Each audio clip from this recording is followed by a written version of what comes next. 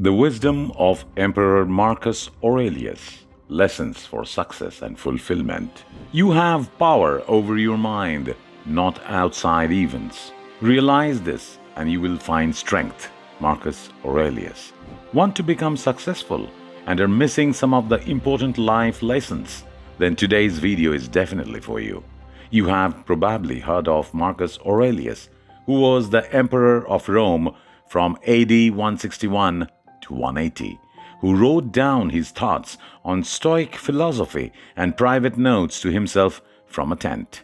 He composed these as a source of instruction and self-improvement for himself. And now these teachings may change your life.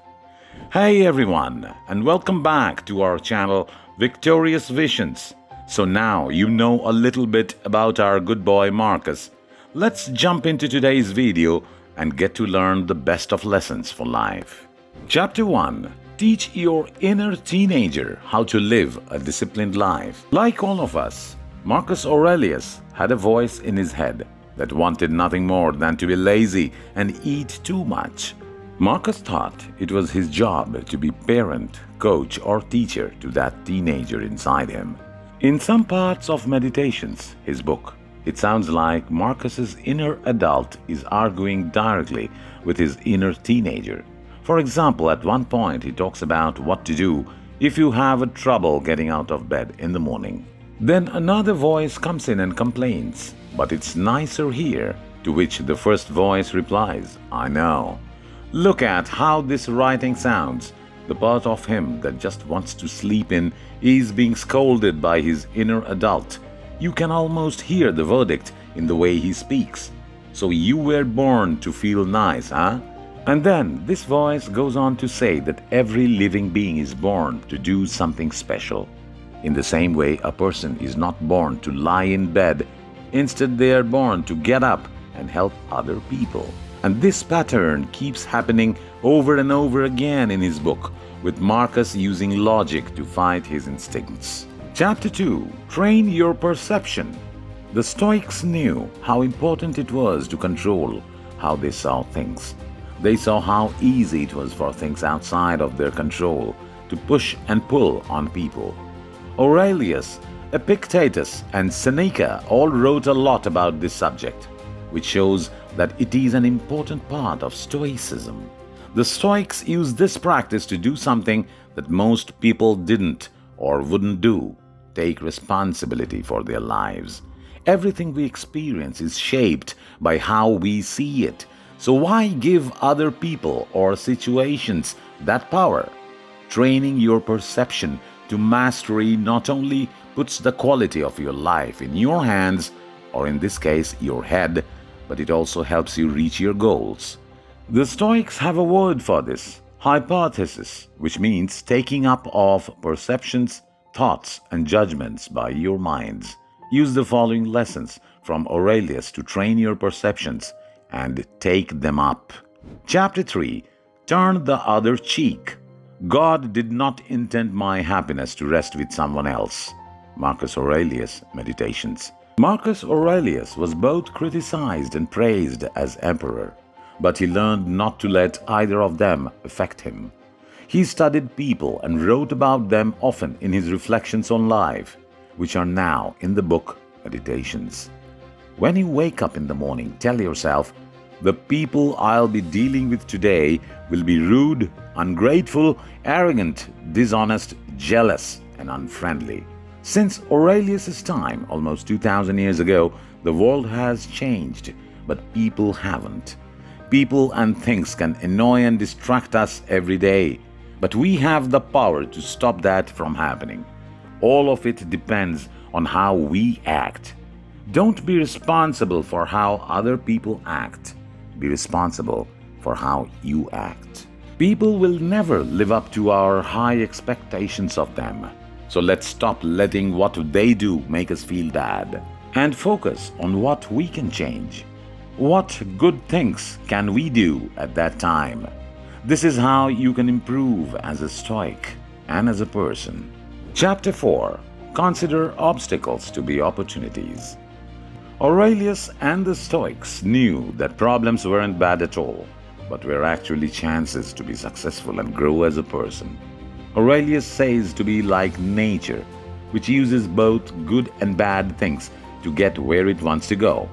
Every day we face situations that can be seen as a problem or as a chance to do the right thing.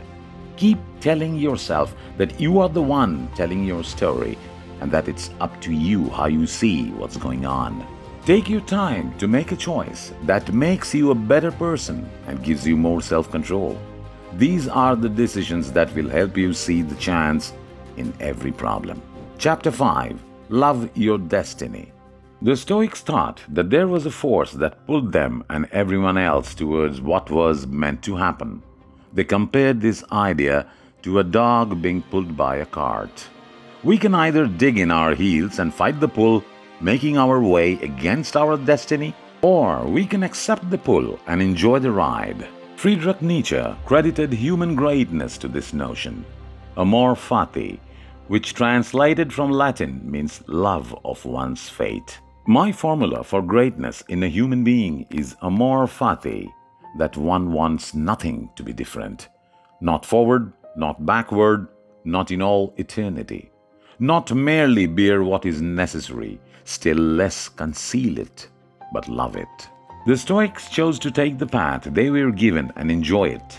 They thought that we could either love our fate and go with it, or we could fight it and have to work hard. At some point or another in our lives, we all wish things were different. We want to be more like other people because we want to fit in. But we were each made to go down a different path. Find the good in your situation and keep looking if you haven't found it yet. There it is. Chapter 6. Compare your life to eternity. Aurelius was always thinking about how short life is. This is shown by how often he writes about it in his personal journals, which are now called meditations. He thought about all the people who had come and gone, what they did, and how they were now just smoke and dust. Memento mori is the name of his reminder of death. It comes from the Latin phrase, remember that you will die. As Aurelius did, we can use this reminder to motivate us to live our best lives, to let go of small worries, to be good, to understand and take care of others, and to love our fate. Putting our lives next to eternity makes us feel small. It shows how small we are in this universe, which is fine. You can do what the Stoics did and try to see what's going on from above, as if you were in space and looking down at everything on earth. Aurelius was able to see things from this point of view and treat everyone with kindness, because he was able to look at life with an open mind and realize that we are all connected. Chapter 7. Remember death to stop worrying about what other people think. Right now, you could end your life. Let that affect what you say and what you think. Marcus Aurelius had to deal with a lot more social pressure than most of us will ever have to. To put it in perspective, many people with a lot of power wanted him to be shamed in public or killed. Let's not even talk about how many of those old emperors were poisoned and killed by people who were close to them. Let me tell you, that is a lot of stress. We think we couldn't handle that. Most of the social pressure we feel every day. Anyway, because of the stress of his job, Marcus Aurelius often thought about death to make himself feel better. He kept telling himself that he would die someday and that everyone who knew him will also die. He would often remind himself of this by saying that soon he would be nothing but bones and ashes. He found that this helped him the most when he was worried about what other people thought of him. Focus every minute like a Roman, like a man, on doing what's in front of you with seriousness, care, and fairness, like a Roman, like a man, and on getting rid of all other things that distract you. Yes, you can if you do everything as if it were the last thing you would do, ever do, or stop being aimless. Stop letting your feelings override what your mind tells you, and stop being hypocritical, self-centered, and irritable. Marcus also told himself that if we have a reputation after we die, what good does that do us? You will be dead anyway. And do you have a lot of respect for the people you are with right now? Well, these same kinds of people will be around in the future, and they may or may not remember your name. Is that something to really value? Chapter 8. Always choose to see what happens to you as useful in some manner. If you decide not to be hurt, you won't feel hurt. Don't feel harmed, and you haven't been. Marcus saw that we all have a lot of control over how we think about everything that happens to us. We don't have to feel like victims when bad things happen to us. For instance, if someone says something rude or hurtful to you, you can decide not to let it bother you. You can decide to see what happens to you as not only safe but also helpful in some way. Many groups in our culture today try to make us feel like victims all the time, but Marcus says that we always have another better choice, and being able to choose how to interpret what happens to us is the most powerful thing we can do. This is the best barrier between the outside world and our deepest selves. Things don't affect the soul. They can't touch it, move it, or tell it what to do. It moves and goes where it wants on its own. It looks at what's in front of it and tries to figure out what it means. Thank you for joining us. If you like this video, please like and share it with your friends and family. And subscribe to our channel, Victorious Visions, for more motivating stuff. And don't forget to leave a comment below to let us know what you think of the video and how it affected your life. Believe in yourself and conquer your goals with us here in Victorious Visions.